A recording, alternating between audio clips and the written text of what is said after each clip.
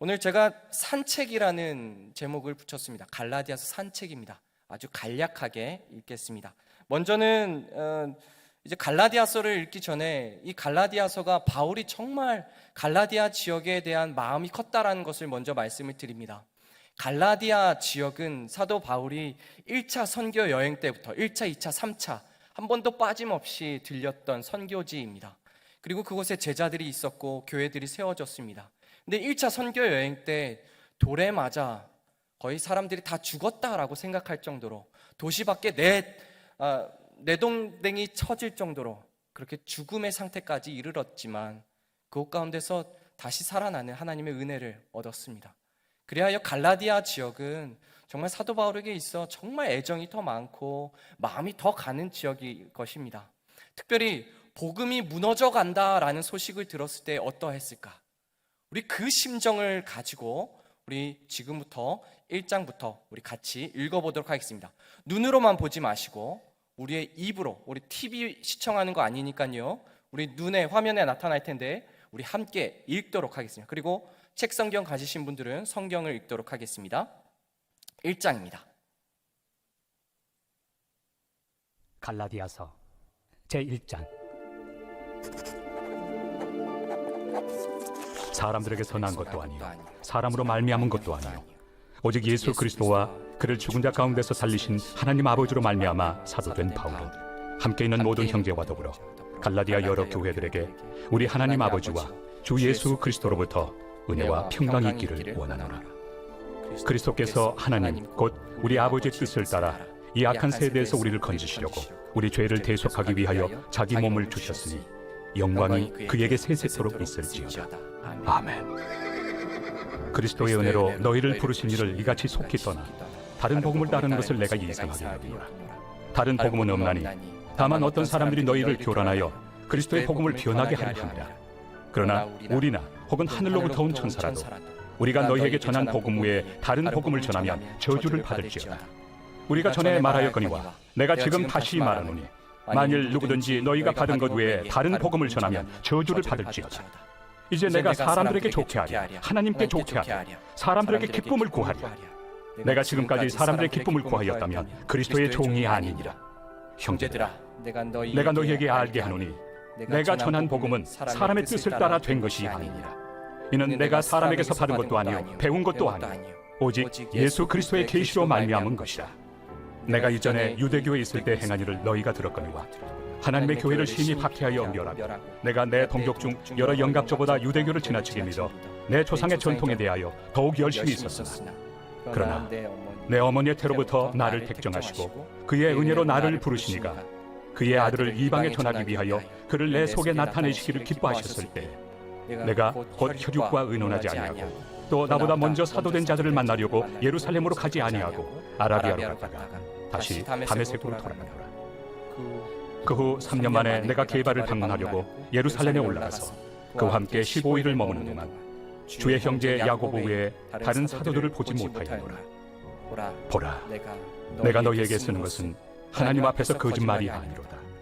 그 후에 내가 수리아와 길리기아 지방에 이르렀으나 그리스도 안에 있는 유대의 교회들이 나를 얼굴로는 알지 못하고 다만 우리를 박해하던 자가 전에 멸하려던 그 믿음을 지금 전한다 함을 듣고 나로 말미암아 하나님께 영광을 돌리니라.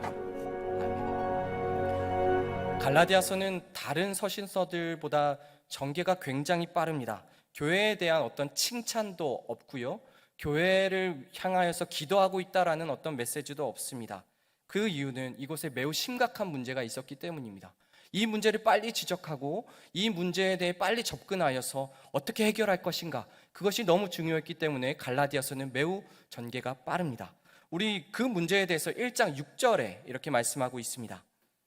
그리스도의 은혜로 너희를 부르신 이를 이같이 속히 떠나 다른 복음을 따르는 것을 내가 이상하게 여기노라. 아멘. 다른 복음이 교회에 들어와 혼란하게 하고 사람들이 그것들을 따르기 시작합니다. 다른 복음? 다른 복음이 무엇일까요? 다른 복음 생각하면 예수가 아니야, 예수 말고 날 믿어, 아니 우리 신들을 만들어서 저걸 섬기자, 이런 의미가 아닙니다. 이런 의미가 아니라 다른 복음은 복음을 변질시켜서 다른 방향으로 나아가게 하는 그런 복음입니다. 우리 1장 7절 말씀. 다른 복음은 없나니 다만 어떤 사람들이 너희를 교란하여 그리스도의 복음을 변하게 하려 함이라. 다른 복음이란 말은 전혀 다른 얘기를 하는 것이 아닙니다. 이 복음에다가 무언가를 더 얹었습니다. 예수를 믿는다? 근데 예수를 믿는다라는 것에 더하기, 무언가를 더 하나씩 더하기 시작합니다. 그래서 무언가 유사복음이 되게끔 합니다. 여러분, 유사복음, 그것은 복음인가요? 복음이 아닌가요? 복음이라는 말을 쓰고는 있지만 그것은 절대 복음이 될 수 없습니다. 그것은 그리스도의 복음을 변질시켜 완전히 다른 방향으로 나아가게 하는, 정말 하나님께서 기뻐하시지 않는 그러한 일임을 우리가 꼭 알아야 할 것입니다. 우리 갈라디아서 말씀을 읽어보시면 어떤 율법적인 행동이 예수 믿는 것 더하기 어떤 율법적인 일들, 예를 들어 할례, 그리고 절기를 지키는, 어떤 날을 지키는 그런 무언가들, 그런 것들을 할 때에 우리가 구원받는다라고 자꾸 다른 복음을 가지고 그들을 설득하고 있었던 것입니다.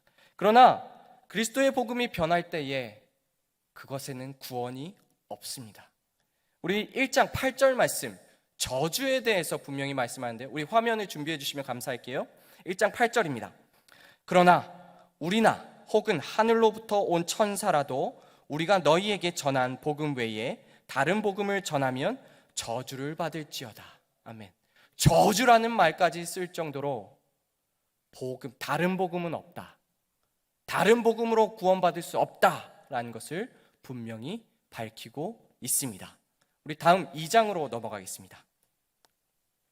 보고 듣고 제2장 함께 읽겠습니다. 14년 후에 내가 바나바와 함께 디도를 데리고 다시 예루살렘에 올라가나니 계시를 따라 올라가 내가 이방 가운데서 전파하는 복음을 그들에게 제시하되 유력한 자들에게 사사로이 한 것은 내가 다름질하는 것이나 다름질한 것이 헛되지 않게 하려 함이라. 그러나 나와 함께 있는 헬라인 디도까지도 억지로 할례를 받게 하지 아니하였으니 이는 가만히 들어온 거짓 형제들 때문이라. 그들이 가만히 들어온 것은 그리스도 예수 안에서 우리가 가진 자유를 엿보고 우리를 종으로 삼고자 함이로되 그들에게 우리가 한시도 복종하지 아니하였으니 이는 복음의 진리가 항상 너희 가운데 있게 하려 함이라. 유력하다는 이들 중에 본래 어떤 이들이든지 내게 상관이 없으며 하나님은 사람을 외모로 취하지 아니하시나니 저 유력한 이들은 내게 의무를 더하여 준 것이 없고 도리어 그들은 내가 무할례자에게 복음 전함을 맡은 것이 베드로가 할례자에게 맡음과 같은 것을 보았고 베드로에게 역사하사 그를 할례자의 사도로 삼으시니가 또한 내게 역사하사 나를 이방인의 사도로 삼으시느니라. 또 기둥같이 여기는 야고보와 게바와 요한도 내게 주신 은혜를 알므로 나와 바나바에게 친교의 악수를 하였으니 우리는 이방인에게로 그들은 할례자에게로 가게 하려 합니다. 다만 우리에게 가난한 자들을 기억하도록 부탁하였으니 이것은 나도 본래부터 힘써 행하여 왔노라. 게바가 안디옥에 이르렀을 때 책망받을 일이 있기로 내가 그를 대면하여 책망하였노라. 야고보에게서 온 어떤 이들이 이르기 전에 게바가 이방인과 함께 먹다가 그들이 오매 그가 할례자들을 두려워하여 떠나 물러가매 남은 유대인들도 그와 같이 외식하므로 바나바도 그들의 외식에 유혹되었느니라. 그러므로 나는 그들이 복음의 진리를 따라 바르게 행하지 아니함을 보고 모든 자 앞에서 게바에게 이르되 내가 유대인으로서 이방인을 따르고 유대인답게 살지 아니하면서 어찌하여 억지로 이방인을 유대인답게 살게 하려느냐 하였노라. 우리는 본래 유대인이요 이방 죄인이 아니로되 사람이 의롭게 되는 것은 율법의 행위로 말미암음이 아니요 오직 예수 그리스도를 믿음으로 말미암는 줄 알므로 우리도 그리스도 예수를 믿나니 이는 우리가 율법의 행위로서가 아니고 그리스도를 믿음으로써 의롭다함을 얻으려 함이라. 율법의 행위로서는 의롭다함을 얻을 육체가 없느니라. 만일 우리가 그리스도 안에서 의롭게 되려 하다가 죄인으로 드러나면 그리스도께서 죄를 짓게 하는 자냐? 결코 그럴 수 없느니라. 만일 내가 헐었던 것을 다시 세우면 내가 나를 범법한 자로 만드는 것이다. 내가 율법으로 말미암아 율법에 대하여 죽었나니 이는 하나님에 대하여 살려 함이라. 내가 그리스도와 함께 십자가에 못 박혔나니 그런즉 이제는 내가 사는 것이 아니요 오직 내 안에 그리스도께서 사시는 것이라. 이제 내가 육체 가운데 사는 것은 나를 사랑하사 나를 위하여 자기 자신을 버리신 하나님의 아들을 믿는 믿음 안에서 사는 것이다. 내가 하나님의 은혜를 패하지 아니하노니 만일 의롭게 되는 것이 율법으로 말미암으면 그리스도께서 헛되이 죽으셨느니라. 아멘. 이 장에서는 헐었던 것을 다시 세울 수 없다라는 주제로 계속해서 이어집니다. 참 복음을 외치며 내가 전한 복음 정말 그거 외에 따르지 말아라 라고 분명하게 강조하는 이 바울은 베드로를 게바라고 부르면서 그 베드로가 안디옥 지역에서 이방인과 함께 식사했었던 그 장면을 다시 한번 상기시킵니다. 이방인들과 함께 식사를 하는 것은 복음에 있어서 절대 잘못된 일이 아닙니다. 그러나 예루살렘에서 이 야고보로부터 온 어떤 사람들이 다가오고 있다라는 소문을 들었을 때에 베드로는 화들짝 놀랐습니다. 왜냐하면 야고보로부터 온 이들에게 뭔가 질책을 받을 것 같아서 그는 재빨리 숨어버리고야 맙니다. 왜 게바라는 이름까지 말하면서 왜 베드로를 질책하고 있을까? 사도 바울이 더 위대하다라는 것을 말하고자 했을까요? 결코 그렇지 않습니다. 오히려 이렇습니다. 사도인 베드로조차 복음에 따른 제대로 된 삶을 살지 아니하면 안 된다. 결국 베드로가 행했던 일은 그가 부끄러움을 받아 마땅한 일이다라는 것을 이 사건을 들춰냄으로 인하여 분명하게 이야기한 것입니다. 그러니 복음을 따른다라고 한다면 그곳에서 흔들릴 것 없다. 복음을 끝까지 믿고 신뢰하며 나아가야 한다라는 것을 분명히 말씀하고 있는 것입니다. 그것이 바로 11절에 나와 있죠. 게바가 2장 11절입니다. 게바가 안디옥에 이르렀을 때에 책망받을 일이 있기로 내가 그를 대면하여 책망하였노라. 어떤 신자가 정말 예수님을 믿는다라고 말하지만 예수님을 믿는다로 끝나지 않고 다른 어떤 것을 추가하다 보면 그 순수한 복음의 믿음이 흔들리고 맙니다. 물론 우리가 참으로 많이 바빠서 이런 일도 해야 되고 저런 직분도 감당해야 되지만 그러나 무엇보다도 복음에 있어서 예수 그리스도를 믿음이라는 그 본질은 흔들리지 말아야 합니다. 그 어떤 것도 그것을 대신할 수 없으며 추가될 수 없다라는 사실을 우리가 꼭 기억해야 합니다. 그것을 사도 바울은 이렇게 표현합니다. 율법으로 살고자 한다고요? 이미 헐어져 버린 집인데 왜 다시 그것을 세우려고 합니까? 우리에게 예수 그리스도가 주어졌고 예수 그리스도를 믿음으로 말미암아 구원에 이르는데 왜 율법을 따르려고 합니까? 그것이 바로 2장 18절 말씀에 나와 있습니다. 읽어보겠습니다. 만일 내가 헐었던 것을 다시 세우면 내가 나를 범법한 자로 만드는 것이다. 성도 여러분, 우리의 구원은 율법을 다시 행함으로, 우리의 행위로, 나의 어떤 선한 행위로, 나의 어떤 무언가 하나님 이 정도면 잘했죠? 나의 업적으로 하나님께 말하여 얻을 수 있는 것 절대 아닙니다. 우리의 구원은 우리 주 예수 그리스도로부터만 임할 수 있음을 우리가 꼭 기억하시고 우리가 이 말씀에 따라 헐어진 것을 다시 세우는 무지한 일을 행하지 않기를 바랍니다. 그리하여 참된 복음을 끝까지 붙드는 저와 여러분 우리 모두가 되기를 소망합니다. 아멘. 우리 화면 속도를 조금만 줄여주시고요, 늦춰주시고 우리 3장 읽도록 하겠습니다. 3장입니다. 제3장. 어리석보다 갈라디아 사람들아, 예수 그리스도께서 십자가에 못 박히신 것이 너희 눈앞에 밝히 보이거늘 누가 너희를 꾀느냐? 내가 너희에게서 다만 이것을 알려 하노니 너희가 성령을 받은 것이 율법의 행위로냐 혹은 듣고 믿음으로냐? 너희가 이같이 어리석으냐? 성령으로 시작하였다가 이제는 육체로 마치겠느냐? 너희가 이같이 많은 괴로움을 헛되이 받았느냐? 과연 헛되냐? 너희에게 성령을 주시고 너희 가운데서 능력을 행하시는 이의 일이 율법의 행위에서냐 혹은 듣고 믿음에서냐? 아브라함이 하나님을 믿음에 그것을 그에게 의로 청하셨다 함과 같으니라. 그런즉 믿음으로 말미암은 자들은 아브라함의 자손인 줄 알지어다. 또 하나님이 이방을 믿음으로 말미암아 의로 정하실 것을 성경이 미리 알고 먼저 아브라함에게 복음을 전하되 모든 이방인이 너로 말미암아 복을 받으리라 하였느니라. 그러므로 믿음으로 말미암은 자는 믿음이 있는 아브라함과 함께 복을 받느니라. 무릇 율법 행위에 속한 자들은 저주 아래에 있나니 기록된 바 누구든지 율법책에 기록된 대로 모든 일을 항상 행하지 아니하는 자는 저주 아래 있는 자라 하였습니다. 또 하나님 앞에서 아무도 율법으로 말미암아 의롭게 되지 못할 것이 분명하니 이는 의인은 믿음으로 살리라 하였습니다. 율법은 믿음에서 난 것이 아니니 율법을 행하는 자는 그 가운데서 살리라 하였느니라. 그리스도께서 우리를 위하여 저주를 받은 바 되사 율법의 저주에서 우리를 속량하셨으니 기록된 바 나무에 달린 자마다 저주 아래 있는 자라 하였습니다. 이는 그리스도 예수 안에서 아브라함의 복이 이방인에게 미치게 하고 또 우리로 하여금 믿음으로 말미암아 성령의 약속을 받게 하려 합니다. 형제들아, 내가 사람의 예대로 말하노니 사람의 언약이라도 정한 후에는 아무도 폐하거나 더하거나 하지 못하느니라. 이 약속들은 아브라함과 그 자손에게 말씀하신 것인데 여럿을 가리켜 그 자손들이라 하지 아니하시고 오직 한 사람을 가리켜 내 자손이라 하셨으니 곧 그리스도라. 내가 이것을 말하노니 하나님께서 미리 정하신 언약을 430년 후에 생긴 율법이 폐기하지 못하고 그 약속을 헛되게 하지 못하니라. 만일 그 유업이 율법에서 난 것이면 약속에서 난 것이 아니니라. 그러나 하나님이 약속으로 말미암아 아브라함에게 주신 것이라. 그런즉 율법은 무엇이냐? 범법함으로 더하여진 것이라. 천사들을 통하여 한 중보자의 손으로 베푸신 것인데 약속하신 자손이 오시기까지 있을 것이라.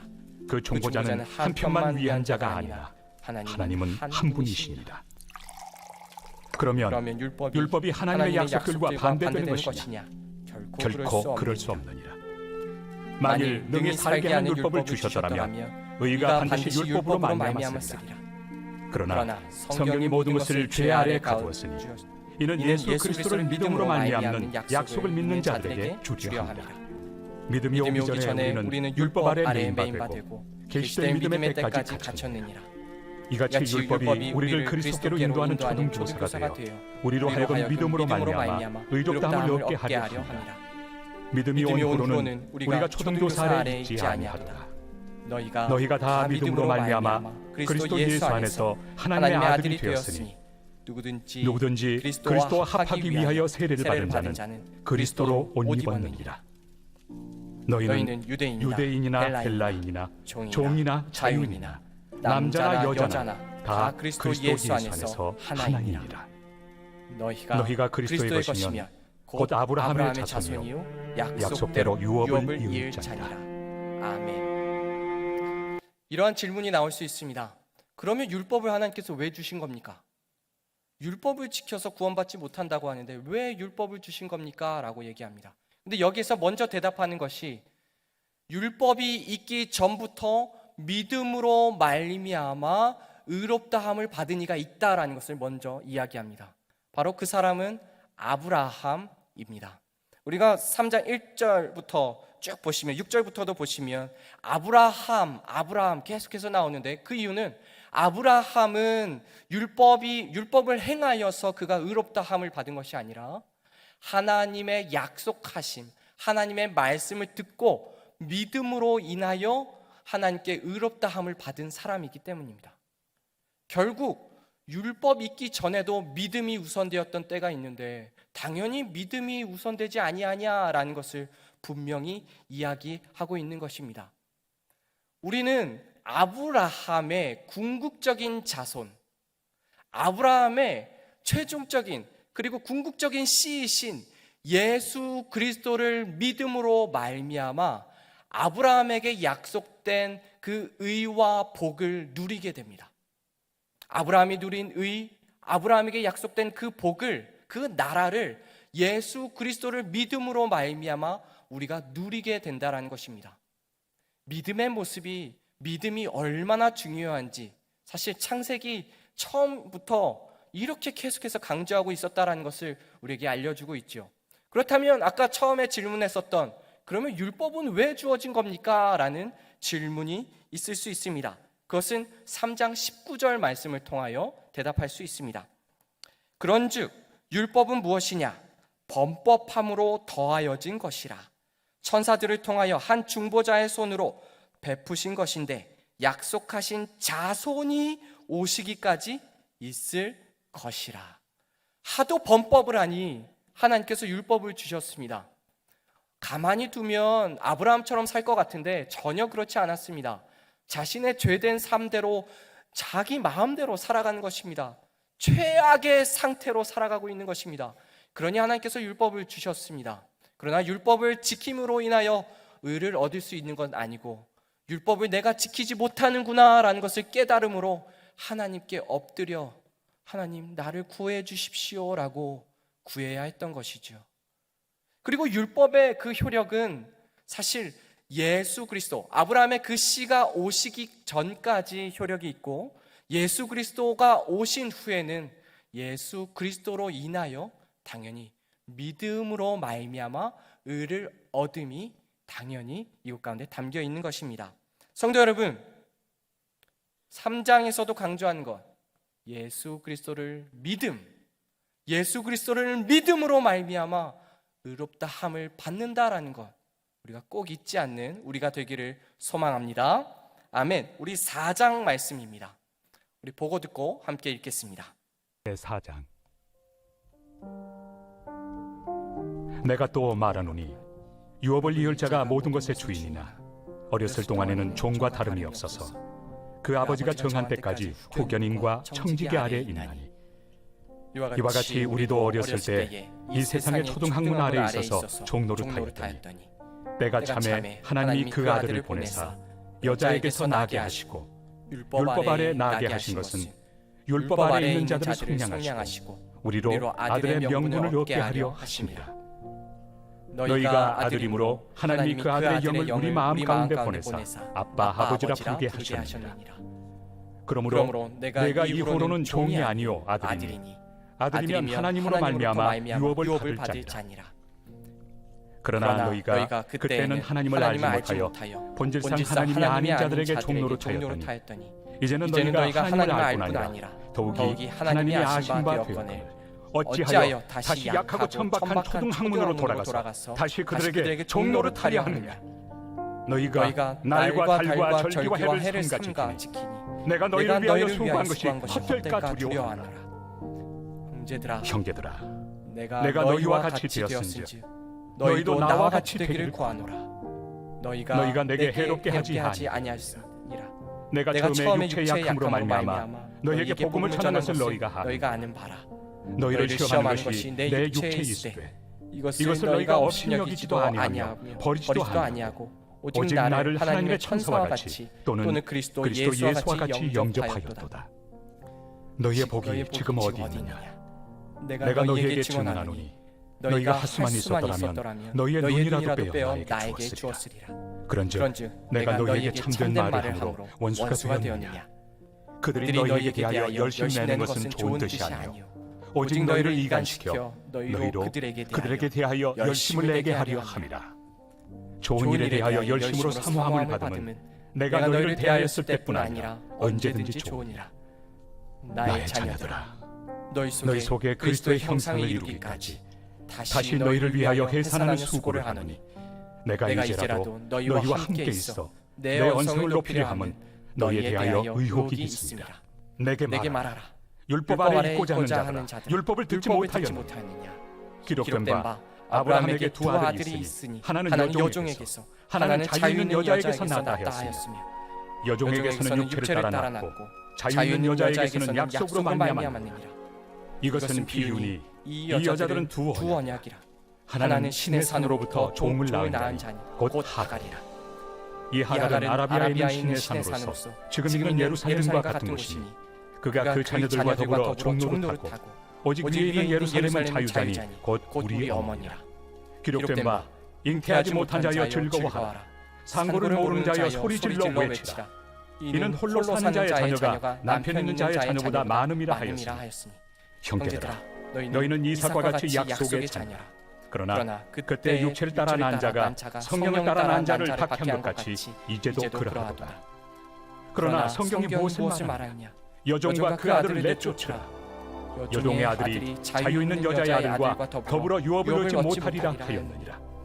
그런즉 형제들아, 우리는 여종의 자녀가 아니요 자유 있는 여자의 자녀니라. 아멘. 우리 4장에는 대조를 하고 있습니다.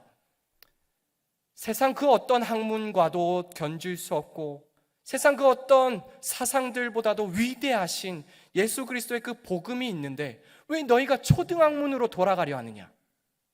성도 여러분, 예를 들어 대학교도 마치고 대학원도 다 마쳤습니다. 박사도 있습니다. 그런데 왜 초등학교로 다시 돌아가서 왜 그곳에서 다시 배우려고 하느냐? 라는 것입니다. 율법을 지키고 행위로 인하여 내가 구원받을 수 있다라는 생각은 이 초등학문을 따르려고 하는 참으로 미련한 행위일 뿐입니다. 그리고 계속돼서 21절에서부터 계속 이야기하는 것은 너희가 그 초등학문을 따르려고 하는 것은 율법에 대하여, 육신에 대하여 종으로서 종 노릇하려고 하는 것이다. 그것에 얽매여서 종 노릇하는 것이 너희의 인생이 전부이냐? 그것에서 빠져나오지 못하고 그저 종으로 살아가는 것이 전부인 양 살아가는 것. 사실 그게 아니고 이 복음으로 인하여 참 자유를 얻는 것, 참 복음의 자유를 누리는 것, 그것이야말로 이 신자가 누려야 할 것이다 라는 것을 분명히 이야기합니다. 그래서 4장 25절에 보면 하갈과 이 사라에 대해서 비교를 하고 있는데요, 제가 읽어보겠습니다. 이 하갈은 아라비아에 있는 신의 산으로서 지금 있는 예루살렘과 같은 곳이니, 지금 있는 예루살렘은 이 땅에 있는 예루살렘을 말합니다. 그가 그 자녀들과 더불어 종 노릇하고, 근데 26절에 이렇게 말합니다. 오직 위에 있는 예루살렘은 자유자니 곧 우리 어머니라. 어디를 따르겠습니까? 육신을 따르고 또 아브라함의 첩이었던 하갈과 같은 그 종의 상태로 머무시겠습니까? 아니면 참 자유자이며 참 위대한 어머니가 된 사라와 같은 참 자유를 누리는 자로 살겠습니까? 성도 여러분, 이것은 선택의 문제가 아닙니다. 당연히 참 복음으로 인하여 참 자유에 거한 것이 우리가 나아가야 할 방향인 줄 압니다. 성도 여러분, 이것이 이 아버지와 자녀를 누리는 방법이기도 합니다. 아버지 하나님을 참되게 섬길 때에 우리에게 참 자유를 주시고 그 참 자유를 통하여 참 자녀임을 이 땅에서 누리고 또 영원한 그 나라에서도 누리며 살아가게 될 것입니다. 우리 다음 5장의 말씀 우리 함께 보고 듣고 읽겠습니다. 제5장. 그리스도께서 우리를 자유롭게 하려고 자유를 주셨으니 그러므로 굳건하게 서서 다시는 종의 멍에를 매지 말라. 보라, 나 바울은 너희에게 말하노니 너희가 만일 할례를 받으면 그리스도께서 너희에게 아무 유익이 없으리라. 내가 할례를 받는 각 사람에게 다시 증언하노니 그는 율법 전체를 행할 의무를 가진 자라. 율법 안에서 의롭다함을 얻으리 하는 너희는 그리스도에게서 끊어지고 은혜에서 떨어진 자로다. 우리가 성령으로 믿음을 따라 의의 소망을 기다리노니 그리스도 예수 안에서는 할례나 무할례나 효력이 없으되 사람으로서 역사하는 믿음뿐이니라. 너희가 다름질을 잘하더니 누가 너희를 막아 진리를 순종하지 못하게 하더냐? 그 권면은 너희를 부르신 이에게서 난 것이 아니라 적은 누룩이 온 동네에 퍼지느니라. 나는 너희가 아무 다른 마음을 품지 아니할 줄을 주 안에서 확신하노라. 그러나 너희를 요동하게 하는 자는 누구든지 심판을 받으리라. 형제들아, 내가 지금까지 할례를 전한다면 어찌하여 지금까지 박해를 받으리? 그리하였으면 십자가의 걸림돌이 제거되었으리니 너희를 어지럽게 하는 자들은 스스로 베어버리기를 원하노라. 형제들아, 너희가 자유를 위하여 부르심을 입었으나 그러나 그 자유로 육체의 기회를 삼지 말고 오직 사랑으로 서로 종로를 타라. 온 율법은 내 이웃 사랑하기를 내 자신같이 하라 하신 한 말씀에서 이루어졌나니 만일 서로 물고 먹으면 피차 멸망할까 조심하라. 내가 이르노니 너희는 성령을 따라 행하라. 그리하면 육체의 욕심을 이루지 아니하리라. 육체의 소욕은 성령을 거스르고 성령은 육체를 거스르나니 이 둘이 서로 대적함으로 너희가 원하는 것을 하지 못하게 하려 함이니라. 너희가 만일 성령의 인도하신 바가 되면 율법 아래 있지 아니하리라. 육체의 일은 분명하니 곧 음행과 더러운 것과 호색과 우상 숭배와 주술과 원수 맺는 것과 분쟁과 시기와 분냄과 당치는 것과 분열함과 이단과 투기와 술 취함과 방탕함과 또 그와 같은 것들이라. 전에 너희에게 경계한 것 같이 경계하노니 이런 일을 하는 자들은 하나님의 나라를 유업으로 받지 못할 것이요 오직 성령의 열매는 사랑과 희락과 화평과 오래 참음과 자비와 양선과 충성과 온유와 절제니 이 같은 것을 금지할 법이 없느니라. 그리스도 예수의 사람들은 육체와 함께 그 정욕과 탐심을 십자가에 못 박았느니라. 만일 우리가 성령으로 살면 또한 성령으로 행할지니 헛된 영광을 구하여 서로 노엽게 하거나 서로 투기하지 말지니라. 아멘. 율법 안에서 행위로 인하여 의롭다고 구원받고자 하는 자, 우리 5장 4절 말씀 보시면 이렇습니다. 율법 안에서 의롭다함을 얻으려 하는 너희는 그리스도에게서 끊어지고 은혜에서 떨어진 자로다. 결국 1장에서 말한 다른 복음에 이끌려가는 자, 끌려가는 자, 마음 뺏긴 자들, 그것을 계속 주장하는 자들, 그들은 결국 그리스도께로부터 끊어진 자로다. 결국 그 다른 복음이 아니다라는 것을 분명히 얘기합니다. 그러면 어떻게 살아야 하는가? 무엇을 믿어야 하는가? 무엇을 의지해야 하는가? 그것을 5장 18절 말씀에 이렇게 짤막하게 말씀하고 있습니다. 너희가 만일 성령의 인도하시는 바가 되면 율법 아래에 있지 아니하리라. 아멘. 성령의 인도하시는 바가 되면 아무리 유혹해도 행위로 구원받는다, 해야 된다, 저렇게 해야 된다, 율법을 지켜야 된다 이렇게 말하는 데에도 꿈쩍하지 않고 성령의 인도하심 따라 살아가게 될 것이다 라는 것을 분명히 말씀합니다. 우리 5장 우리 19절부터 보시면, 눈으로만 보시면 육체의 일은 이러합니다. 음행, 더러운 것, 호색, 우상숭배, 주술, 원수 맺는 것, 분쟁과 시기, 분냄과 당짓는 것, 분열함과 이단, 투기와 술 취함, 방탕함.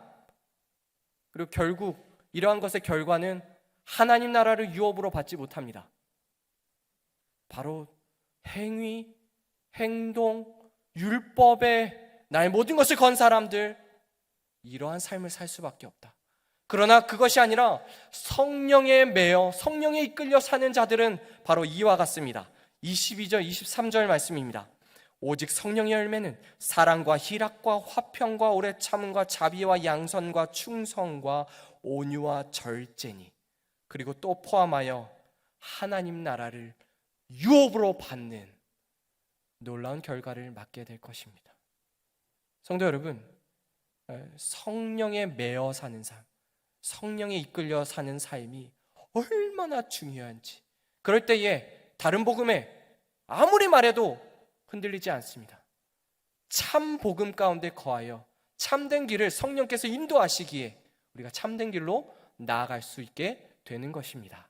아멘. 우리가 그렇게 되기를 소망합니다. 우리 마지막 6장 말씀 우리 함께 보고 듣고 읽겠습니다. 제6장. 형제들아, 사람이 만일 무슨 범죄한 일이 드러나거든 신령한 너희는 온유한 심령으로 그러한 자를 바로잡고 너 자신을 살펴보아 너도 시험을 받을까 두려워하라. 너희가 짐을 서로 지라. 그리하여 그리스도의 법을 성취하라. 만일 누가 아무것도 되지 못하고 된 줄로 생각하면 스스로 속임이라. 각각 자기 일을 살피라. 그리하면 자랑할 것이 자기에게는 있어도 남에게는 있지 아니하리니 각각 자기의 짐을 질 것이다. 가르침을 받는 자는 말씀을 가르치는 자와 모든 좋은 것을 함께하라. 스스로 속이지 말라. 하나님은 업신여김을 받지 아니하시나니 사람이 무엇으로 심든지 그대로 거두리라. 자기의 육체를 위하여 심는 자는 육체로부터 썩어질 것을 거두고 성령을 위하여 심는 자는 성령으로부터 영생을 거두리라. 우리가 선을 행하되 낙심하지 말지니 포기하지 아니하면 때가 이르매 거두리라. 그러므로 우리는 기회 있는 대로 모든 이에게 착한 일을 하되 더욱 믿음의 가정들에게 할지니라. 내 손으로 너희에게 이렇게 큰 글자로 쓴 것을 보라. 무릇 육체의 모양을 내려 하는 자들이 억지로 너희에게 할례를 받게 하며 그들이 그리스도의 십자가로 말미암아 박해를 면하려 함뿐이라. 할례를 받은 그들이라도 스스로 율법은 지키지 아니하고 너희에게 할례를 받게 하려 하는 것은 그들이 너희의 육체로 자랑하려 합니다. 그러나 내게는 우리 주 예수 그리스도의 십자가 외에 결코 자랑할 것이 없으니 그리스도로 말미암아 세상이 나를 대하여 십자가에 못 박히고 내가 또한 세상을 대하여 그러하니라. 할례나 무할례가 아무것도 아니로되 오직 새로 지으심을 받는 것만이 중요하니라.